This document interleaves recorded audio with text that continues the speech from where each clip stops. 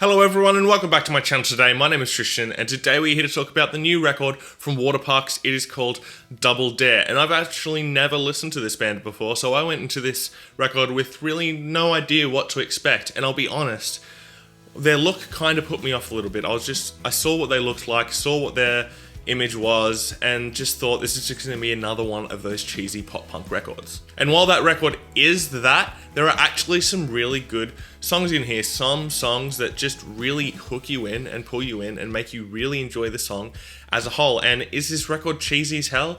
Hell yes it is, but there are enough good songs to outweigh the cheesiness, as well as that the band don't take themselves too seriously, so that really helps. Hawaii Stay Awake opens up the record pretty well. Right away you hear that there's going to be a lot of electronic elements throughout this record, but in this song they don't outweigh what the band is doing, and that really works for this song, and the electronic elements don't take away from anything. Right off the bat you have the feel of a band like With Confidence with this band. You can tell that they are kind of in the same vein. Right from the first song you know that this band aren't taking themselves too seriously. You know that this record is just meant to be fun and enjoyable and just something for, it's summer for us in Australia, not for you guys over in America, but it really does feel like a summer record. And the fact that they don't take themselves too seriously is a massive positive for this record. Too many bands in this genre take themselves way too seriously, bands like 5 Seconds of Summer, and it really takes away from their music, so it's really good to hear a band who just want to have fun, just want to write enjoyable songs for Warped Tour, just doing that.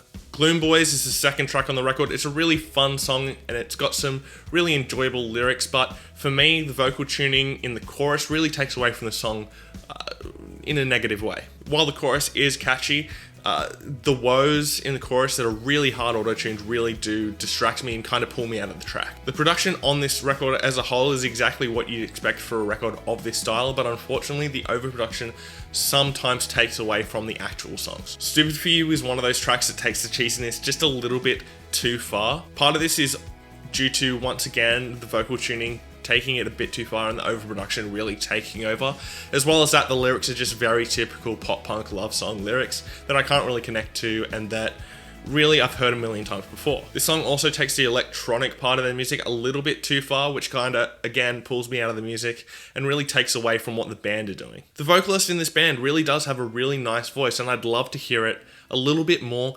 naturally instead of being so produced. I feel like that would add a bit more emotion and grit to the record, but unfortunately there's not a lot of that in this record. And for a pop vocal, that's fine, but if they wanted to really have an emotional core to this record, the vocals would have been it, and the overproduction really does take away from that. And so many of these songs are incredibly catchy, and the band do really have a really good knack for writing a great hook. Royal is one of the highlights on the record, if not the highlight. It's a really anthemic song that really brings some heaviness into the record and strips away some of that overproduction. As I said, it gets more heaviness into the guitars and really isn't as fluffy as some of the other songs on this record. And it feels very anthemic, and I can absolutely see this song being played in arenas. Take Her to the Moon is the worst track on the record. I get what they were going for in the song, but it absolutely does not work at all. I know that they were going for that 3OH3 sound on this song, but the electronic elements really do take away from the song, especially considering I think 90% of the instrumental is completely electronic. It's completely out of the context of this record and doesn't really fit. This is another song that takes the cheesiness way too far and just completely doesn't work for me. Then Made in America comes in and really brings back that guitar heaviness to the record. Now this is a pop punk record, so it's not heavy. When I say heavy, I mean it's a bit more distorted, a bit more gritty, and really feels alive. It's a really well written pop rock song with a really catchy melody that I really enjoy, and the lyrical content is pretty good as well. There's some great guitar playing in the second verse that really jumped out to me and really caught my attention, and it's really enjoyable to listen to. Bands in this genre really do live or die off of their choruses, and luckily for this band, they really do know how to write a great chorus, and there's so many of them throughout this entire record. As for the guitar playing in this record, it is very typical for this genre of music. There are moments throughout this record where they do stray from the formula, but for the most part, it is just that typical sound. And for me, the second half of the record is also a lot stronger than the first. Now, there are songs on this record that aren't really good songs and aren't bad songs. They're kind of just middle of the road. 3 of those songs are Dizzy, Plum Island, and I'll Always Be Around. They just don't really do anything to make themselves stand out. They kind of just pass by without really doing anything special. And while they are overall enjoyable and they don't take that much away from the record, it would have been good to see them maybe cut down the amount of songs on this record and just make it a full 10 songs of just really good tracks. Powerless then comes in and brings a bit more of a heartfelt side to this record. It kind of does negate the need for a song like 21 Questions, which comes later in the record, but it's a really, really nice song. It has some good, while still being generic, lyrics, and it's a catchy melody with some well-written instrumental going on, so it's an enjoyable song for the most part. Little Violence then comes in and brings some more electronic elements into the fold, but this time it works really, really well. This song also brings in some aggressive vocals for the first time, which I really enjoy. It would have been really good to hear this vocalist do that a bit more often throughout this record. This is really the only song where he does it, and it really does suit his voice. This is probably the most fast-paced and heavy moment on the record, and one of my favorite songs for sure. The drumming on this record is honestly pretty standard.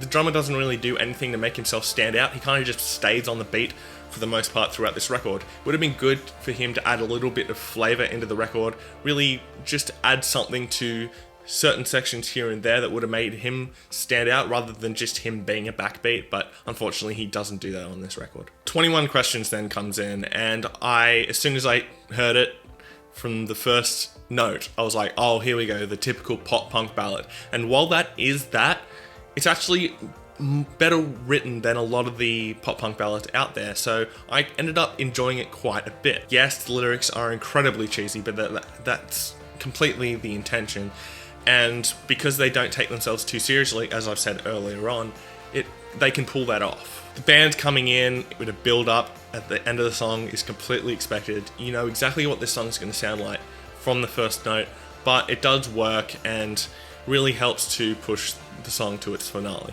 And while I'm not a fan of the pop punk ballad at all, I can see a lot of people really, really enjoying this track. It Follows is another song that doesn't really work on this record. It's fine enough, but it kind of just goes by and doesn't really add anything to the record at all. As I said earlier, I feel like I would have enjoyed this record a lot more if it was just 10 tracks long, because there seems to be 3 or 4 songs on this record that are just filler, and if they'd taken them out, then it would have been a much more solid record and would have felt a bit more punchy and a bit more to the point. And finally, I'll Always Be Around kind of brings the record to an end on a lackluster note, to be honest. It would have been good to hear them finish off the record with a bit more upbeat, a bit more powerful track to really end the record with a statement, but unfortunately they don't do that. Overall, this is a pretty good record that I didn't really expect to like at all, and it really did surprise me. There are a lot of songs on here that I can see myself enjoying in the future, and while this isn't going to be a record that I just choose to put on when I'm, around my house doing stuff, it is a record that I can see a lot of people enjoying, and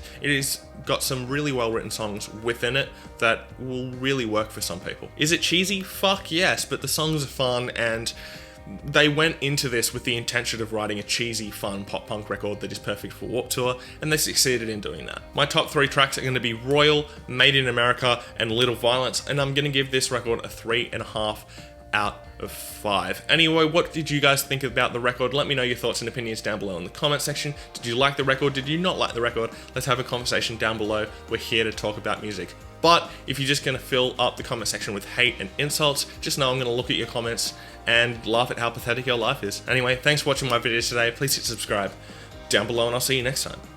Fresh Carnage.